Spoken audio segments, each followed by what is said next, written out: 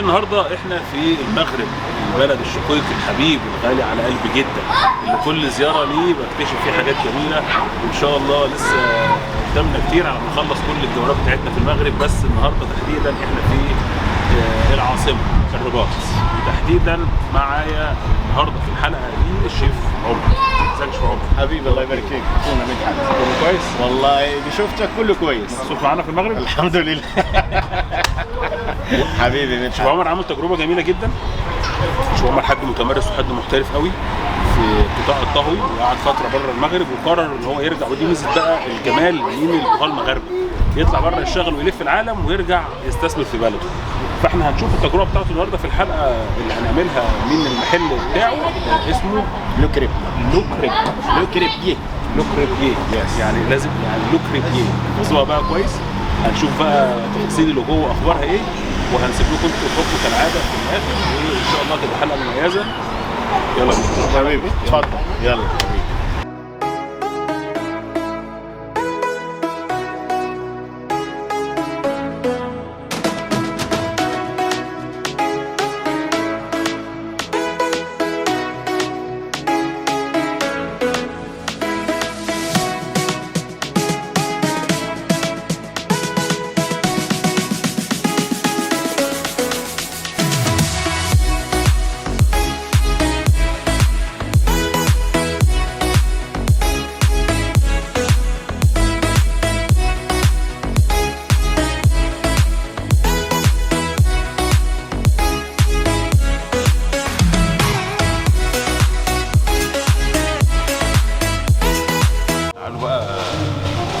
نشوف السيزر سلطه بس ايه في المغرب في مدينه الرباط. السيزر سلطه ده معروف في الدنيا كلها، بس هنا لا مظبطين. شايف اشرف قول لي ايه بقى، استكشف كده وقول لي الدنيا عندك اخبارها ايه. جمبري وسردين. لا هنا حاجه هنا مختلف، هنا مختلف. والجبنه تشانكس، جبنه كريير، برمجان كتير.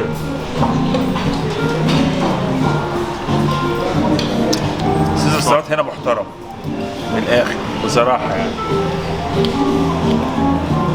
بصوا احنا لسه ايه هنعمل جوله كده، احنا بنعمل حلقه الشيف والاستاذ هنا اهو.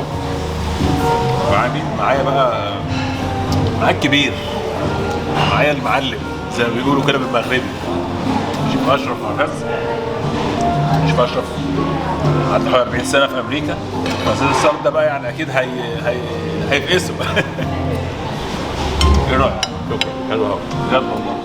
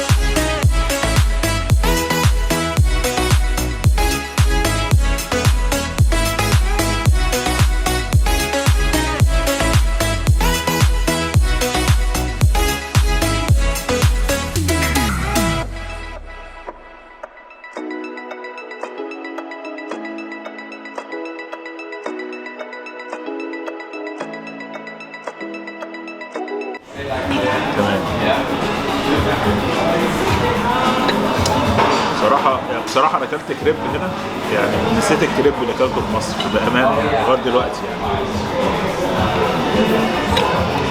هنشوف بقى كريب الفراخ وكريب السمك اللي نزلوا وتجربتهم في المغرب في الحلقة اللي جاية.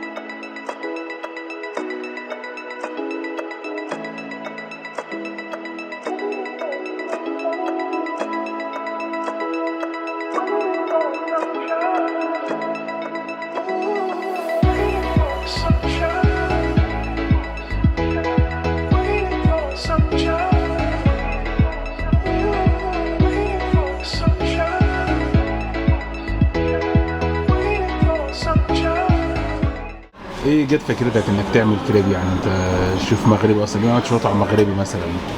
وليه تحديدا هنا في الرباط برضه؟ وايه نوعيه الجست عندك؟ والله اولا انا مبسوط بزيارتك لنا اخونا مدحت، واحنا بنعرفك بقالنا كام سنه يعني. انسان بتحب الميدان، ده اهم حاجه فيك، والحاجه اللي انا بحبها فيك انك بتحب الميدان.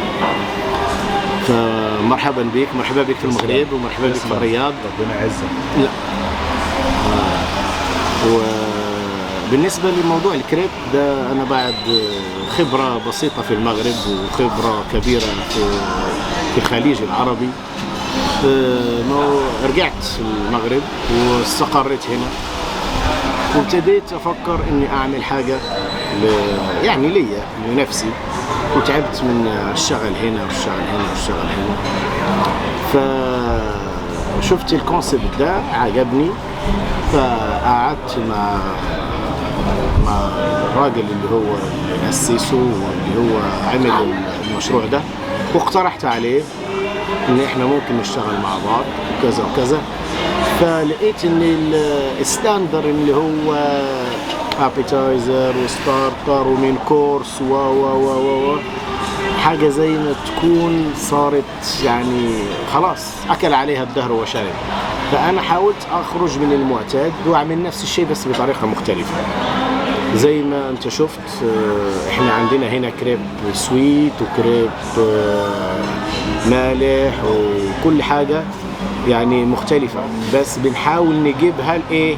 ان السلطه او الطبق عنده علاقه بالكريب او بالجوفر. يعني كده بتكون انت عملت حاجه جديده للناس. والناس عندنا الشعب المغربي بيحب يكتشف ويحب يعرف حاجه جديده.